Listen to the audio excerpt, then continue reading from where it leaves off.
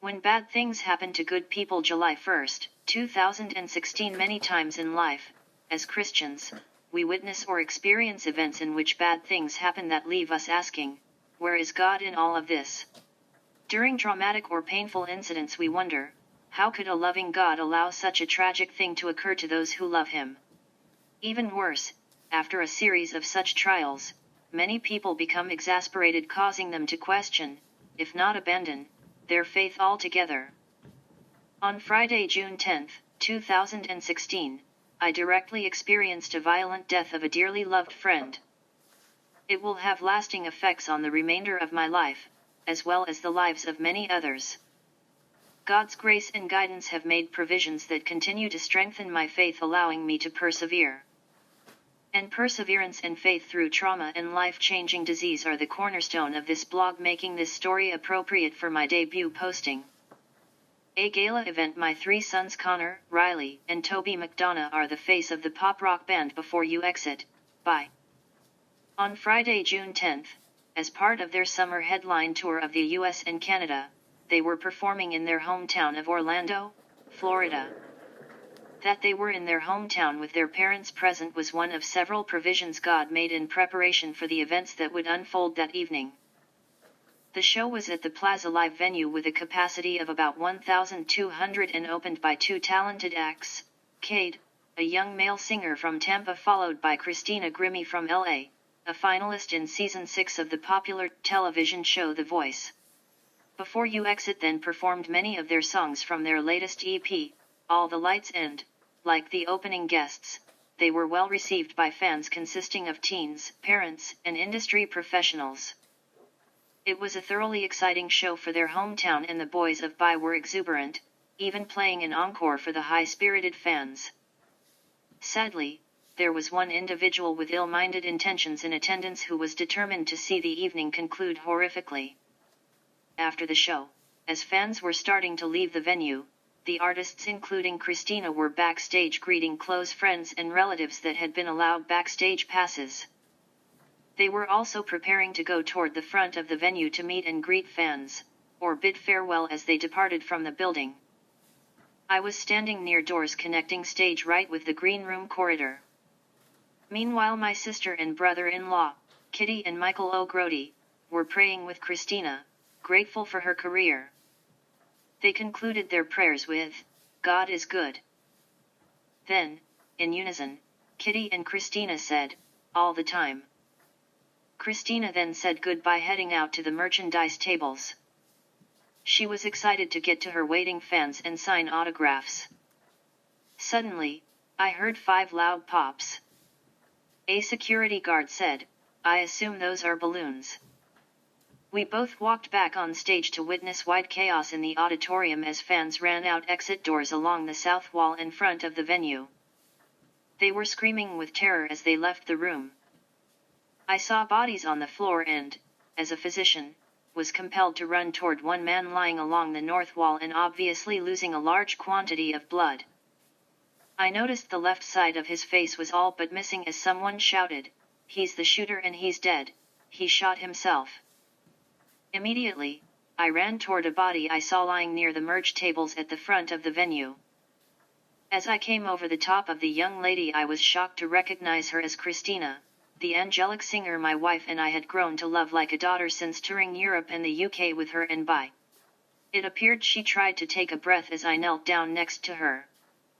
Her eyes were closed and at least one bullet wound was evident on the right side of her head. I detected a weak and thready pulse but soon lost it and began CPR as I tried to comfort her, encouraging her to hang on, telling her that Jesus, and I, loved her. It seemed interminably long before EMS arrived to continue resuscitation. There were no other bodies, we learned later, just Christina and a suicidal maniac obsessed with her and intending all along to violently end her life. First responders and venue staff were corralled in a conference room shortly thereafter, where we learned that our sweet Christina was pronounced dead shortly after arrival at the hospital. We also learned that Christina's brother Marcus witnessed the killing and knocked the shooter's arm down, possibly preventing him from further killing. But he couldn't prevent the shooter from subsequently using another gun to take his own life. All of us were devastated by this horrific event, although we were grateful that no other persons were harmed physically. Of course, the emotional and mental scarring is unpredictable. Where was God? It feels as though I've lost God.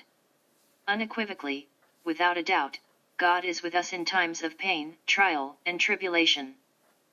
As the captain of my ship, He alone knows and determines not only the course of my journey but the destiny of my vessel. Even still, it's so easy to feel anger when we're in pain or suffering a loss of a loved one, especially when it happens in an obviously violent or senseless way. We find ourselves ready to shout from mountain tops, "How could you allow this to happen, God? If you really loved us, you wouldn't let us suffer or toil with such painful circumstances." Senseless is a word we use to describe such things that hurt and we can't understand. We also can't begin to know what God knows. We'll never have the ability, let alone be capable, of seeing the whole picture that God sees. And, my friends, God doesn't want to see us in pain any more than we want to see our brothers and sisters suffer either. Nor did He want to see His Son suffer the sins of the world. But it was all part of His divine plan. In fact, He grieves alongside us. It's the comfort of Jesus' palm that soothes us during the most treacherous of insults. Moreover, God will make good from bad, victors will be made of victims, and triumphs the result of trials. He works to make good of all things. And we know that in all things God works for the good of those who love Him, who have been called according to His purpose. Rom. 8:28 Tragedies such as the violent murder of Christina are the result of the free will of man. Likewise, much of our pain and discomfort has origins that can be traced back to the Garden of Eden when God ensured that we had the free will to choose. Man foolishly chose the ways of deceit. Part of the plan, we don't want to think that pain and suffering, trials and tribulations, are naturally features of God's plan or His world. And they're not. They are products of a fallen world, but God does bring good things from bad stuff. Already, as a direct result of the tragic evening of June 10th, much good has evolved. I've personally witnessed some individuals turn toward God when before that night they questioned His existence. A whole community has come together to love and support our family and that of Christina's.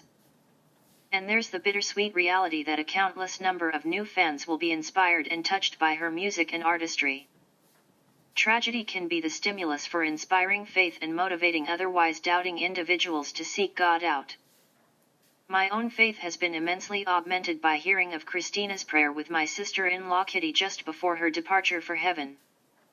She was ready regardless of our plans or those of our loved ones. God's intentions or plans may be altogether different. In retrospect, we can see that part of God's plan for June 10, 2016, was for Christina to meet Jesus. More than a few people commented on Christina's appearance, attitude, and overall sense of her surroundings on Friday, June 10. She was a singer who, by definition, sings. But that day she was singing any and everywhere, on the bus, off the bus, walking to the venue or from the venue back out to the bus, in the bathroom, or while waiting outside for the bathroom. All of the crew were heard to say, in one way or another, how jubilant she was that entire afternoon. Christina was a compassionate person. But that day she was especially and passionately in tune with everyone around her. She loved to love, and hug her loved ones. But that day she was full of love and lovely in the ways she gave to others. Many commented on how angelic she was, radiating a peaceful sense of tranquility for every person in her path.